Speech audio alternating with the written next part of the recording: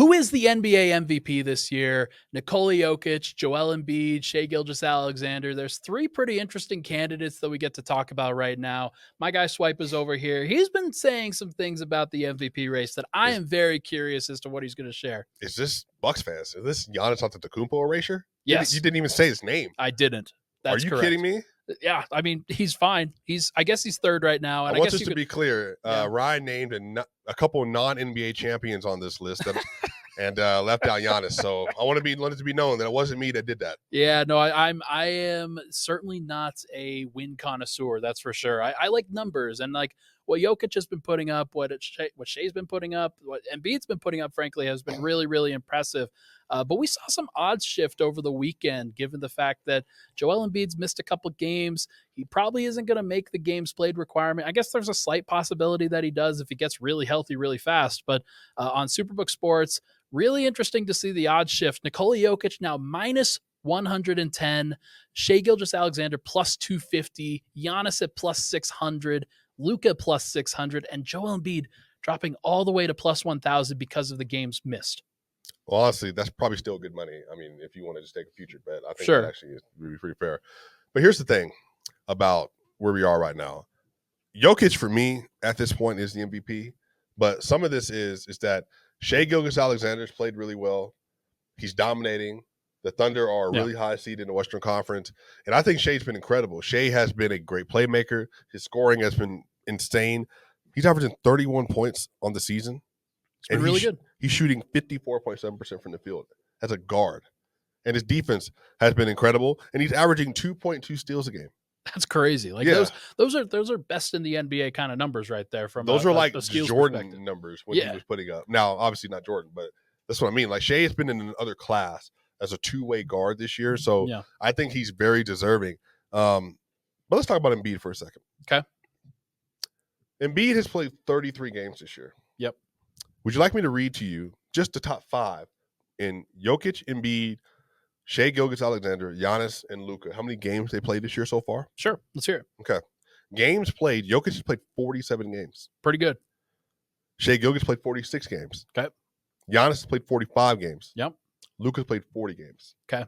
Embiid has played 33 games. Yeah, I mean, it's just such a distinct drop-off. Yeah, the games played is a really, really big deal in this discussion because my particular MVP criteria, personally, is the most impactful player, the guy who provides the most value. And it's not like you can have the best player. There's some differentiation between that, especially if there's like moderate differences between games played. But that's a massive, massive difference between games already between those guys. And like, if a team is winning, if they're playing 14 more games with their star player, that's a really, really big deal during the regular season. Yeah. And I think on the Embiid front, like, all due respect, like, obviously a great season, but if you're taking off 27% of the season, then I'm just not going to give you like the same level of value. And I think Shai has had to carry more because he's been available more. Luka's had to carry more. Jokic had to carry more. They've just been available more. Now, if you want to say like a per minute MVP, sure, no issue with that. Yeah, but that's not the award, right? But even best player in the world. Let me help people understand this. Best player in the world is multiple things. It's your efficiency. It's how well you connect a defense as a defensive player. It's how impactful you are as a playmaker, as a scorer. Like, how are you able to get a team to buy into a concept, and how well do you elevate? Meaning floor raisers. Some of the best players of all time are all elite floor raisers. Michael Jordan, LeBron James, Magic Johnson, Kareem, Bill Russell. They're all elite level floor raisers. I think the issue is that it's not just about your talent and the skill, because there's a lot of people putting up crazy points per game or all this other stuff. Now, Embiid's having one of the best scoring seasons ever. But ultimately, if you're telling me that like your best player is not available because they just simply can't carry the physical load, well, that's a part of the MVP discussion and the best player in the world discussion. Also just not available in the games that are toughest for his team to win. Like that's one of the key differentiators there. Like if you're missing all the games against plus 500 teams on the road, like that just means you're not trying hard in those tough situations. The situation can't always be perfect for you. Like, and that's what MVPs do. They go out there and perform even when the chips are against them, even when everything's going against them. And then Giannis just did it with Doc Rivers, first game on the road versus Denver, won an NBA championship the year before. Absolutely. It's going to be fascinating to see how it kind of breaks down. But like I've got two main guys that I'm really thinking are MVP, like the top MVP candidates this year. You could throw in Giannis, you could throw in Luka. Embiid, I think we're kind of saying is out now based off of the odds and the games played. But I do think that it's Jokic and it's SGA. The two top dogs in the Western Conference right now. What they're doing is unbelievable. And like how they're driving winning is unbelievable. You mentioned Shai's numbers earlier. Let's just rattle off Jokic's numbers too. 26.3 points, 12.1 rebounds, 9 assists. Like he is playing at a crazy high level of efficiency and effectiveness. 65.7 true shooting on the year. And like that's even higher than Shai. That's even higher than Embiid. And like lots Giannis. Of people, it's certainly it's definitely higher than Giannis too. Leading the league in box plus minus and VORP and things like that. 14 triple doubles this year. Yeah, like there's a couple of advanced numbers that aren't in his favor, but mostly he's just got a very similar case with the efficiency that he had to last year. Yeah. I think the thing about Joker is that I think what I love about where we are now, remember last year when he was averaging 24.5, people are like, he's having a down year. Right. Yeah. 70% true shooting. Well, he's just not taking tough shots. Yeah. Well, then he goes to the playoffs. It's like 30, 13 to 10 on 63 true shooting. Everybody's like, oh, I get it now. So he was like kind of just like pacing himself to get ready to go like this. Yep. So I think the thing, Joker is playing not as efficient as last year, but I would say he's playing better than last season all the way around, just because I think more is required of him right now. But here's the thing about his defense is also better, by the way. His defense is better, especially, start the year last year. Nuggets were hot garbage. Hot garbage. They started this year off. They were top 5 for like a long time. And then they're like, hey, we can't do that for an entire year. So that's fine. Let's only do it in the clutch, actually, where we have like a 93 clutch defensive rating or whatever else it is. Pick and choose your moments, I guess. But Shai this year averaging 31, 5 and 5.6, 6.4, 65 true shooting. Really good. Which again, for a guard, that's like Steph Curry scoring efficiency. I agree. I think that the thing that I'm running into, Ryan, and then, not to be left out because I don't want people to, feel like whatever. Giannis Antetokounmpo this year, 31, 11.7, 6.2, 64.6 true shooting. Yep. That's freaking incredible. And really Giannis is one of the best two-way players of all time. And then you get Luka Doncic, who just seemingly is just scoring all over the place. Luka Doncic this season is averaging 34.7. Yeah. 8.6, 9.6, 61.6% true shooting. And that 73-point game, that's one of those ones that stands out, like just how dominant a guy can get. Wait a minute. So I wonder how much then a 73.91 true shooting game elevates your overall true shooting. So he might have been like at 59.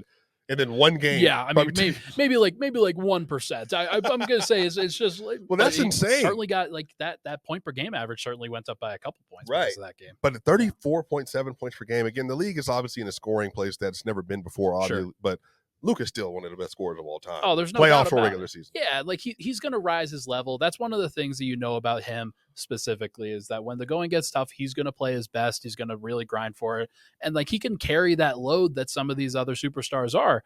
I don't think that the level that they're reaching to is quite to the level, obviously, that Denver or OKC are, which is why I think that it's fair to have him a bit lower. But his supporting cast also not as good, so like I can understand why they're not playing as well. Right.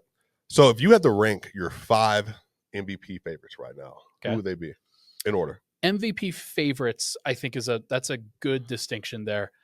I'm going to say 1 is Jokic, 2 is Shai, 3 is Embiid. I still don't want to drop it too much lower than that because like I think like per minute he's still been fantastic. Right. There's no question about that. 4 is I'm going to go Luka. I'm going to go Luka over Giannis, and then 5 is Giannis for me. Like those are the 5 guys. Like those are going to be your first team all NBA guys as well if they do qualify for awards, because like that's the other thing about this is Embiid, if he doesn't make 65 games, he won't even qualify for all NBA, which is crazy. Well, what's funny is LeBron made one last year or maybe 2 years ago. He had 55 games played, and then Durant also had another one of those kind too. So they would have been off technically in those years. Yeah. So here's the thing. Like, if I had to rank my 5, it would be Jokic, Shai, Embiid, Giannis, and then probably Luka. Okay. So it's flipping 4 and 5. But Giannis and Luka, they can flip for me. And let me ask you this. What do you think it is about – I think a lot of Bucks fans really struggle with this. If they're winning games, he's obviously one of the best – I don't know if you could say 5 right now, but let's say 7 or 8 best defenders in basketball, just offensive. Yeah, so kind of. Like, that's one of the things that I really have a problem with, because they are supposed to have the personnel that makes up for bad perimeter defense. They're supposed to have that Giannis is supposed to be one of the guys that kind of connects a defense really well. Brook Lopez, obviously one of the best rim protectors in the NBA. So why aren't they a better defensive team than they are? Like they still do play some good, talented defensive players. Like Jay Crowder's been pretty good. I know he's missed a couple weeks, but they've got some young guys that are also very good defensively as well. I understand that they don't have the greatest personnel around those two guys, but that's what MVPs are supposed to do. Nobody's asking them to drive offense the entire time. Like Giannis is doing a pretty good job. Do you think he's been their best offensive player at all? I don't know. Like, I think he's been better than Dame this year, but like Dame at the end of the day, like how often is the ball in Dame's hands or the ball in Chris Middleton's hands? Like making sure that you get over the top in those clutch situations. Now, the same does happen for Denver with Murray at times, and the same does happen for OKC with Jalen Williams at times. So maybe that's unfair, but I do think that's a little bit more stark with Milwaukee, and they allow Dame to kind of cook in those moments, and Giannis is kind of off to the side. Well, that would be more traditional skill set though for a non-pull-up shooter or pick and roll or even a distributor in some degrees. So I think Dame should function as that. I think the thing with Giannis is they are just not as a team performing up to expectation. Even if their win profile, it doesn't feel good. Right, but their win profile, they've won a lot of games. But if you look at who they've beaten, like their record versus some of these teams, it's just not like as strong as it could be. And honestly, Giannis just hasn't felt like the intimidating, dominating force that he usually is defensively. And I think that's probably been the biggest gap between why some Bucks fans feel like he's being slighted. Because now if you're saying, well, he's primarily going to be viewed as offensive player, well, then I'm now having measuring him versus Jokic, Embiid this year, Luka. Yeah. Like, then the conversation gets really tough. Let me ask you this. So we've talked about 5 different guys. The next 4 on Superbook's list for odds are Jason Tatum, Anthony Edwards, Kevin Durant, and Kawhi Leonard. Can any of those guys jump into that conversation at all, or is this really just going to come down to mostly Jokic and Shai? Well, I think Tatum. Remember, because Tatum, I think he finished 5 last year, maybe? Yeah, he to me, like, he's going to be a perennial 4th or 5th place finisher because of how good their team is. Right. But also, like, he just, to me, is never going to be at the individually dominant level that those other guys are. Well, if they win 62 games, he's the clear best player on that team. Sure, but like if Jokic if Denver wins 56 or the Thunder win 57. Well, I don't think he's going to jump any of those people. I'm just saying that should get him in the top 4. Let's say by the end of the year he's averaging 31 and the efficiency is at least above league average, which is 58.1. Say he's at 59, right? Yeah. So let's say that he gets to that point. He's one of the best two-way wings in the league, easy. They win 62 games. You think he gets above like Luka? Yeah, maybe Giannis, especially if there is some fall off, and maybe Embiid doesn't even make a ballot if he's just not qualifying. So like that's also part of it that like you have to understand that this will open up a little bit. But no, it's a fascinating conversation because like he should be at the periphery of all these talks. I just don't think he's ever going to be one that wins it. Well, to close our conversation, let me ask you this because there's been a lot of discussion around the 65 game rule. Yeah, but it's really about Embiid. Yeah, people just feel that. Well, if Embiid has this historical season, again, on limited minutes because of the injuries and all that, then is it fair that he's going to be out of both the MVP conversation and the All-NBA conversation? So for you, if he plays 64 games and he misses 21% of the season, do you think that should be enough to take you off of the ballot altogether? I don't know, man. Like, I think that MVP voters generally do a pretty good job in most cases of understanding availability, understanding how often a player has to play for them to be a regular season MVP. There have been a couple of years where it hasn't worked like that. Like there was a year that Giannis won when he only played, like 61 games or something like that. But I think that was a shortened season when it was him versus LeBron in the bubble year. But it's fascinating to think about because in my personal opinion, most impact, most valuable means that a guy has to be on the floor for at least a reasonably close period of time to his peers and then be more dominant than them in that case. So like if he was so much more dominant than those guys that it was a conversation, then maybe we could have that conversation. But to me, it's close enough now that the minutes do matter and the games do matter to me. Well, and again, last year, Jokic led all of the traditional and advanced analytics across the board. Yeah.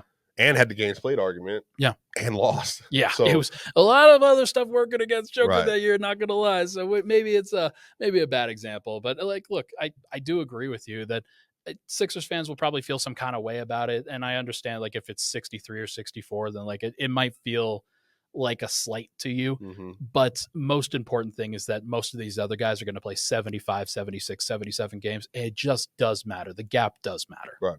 So let us know what you think of the comments down below. Who would be your top 3? Who would be your top 5 in the NBA MVP conversation? He's Swipa. I'm Ryan. We're out.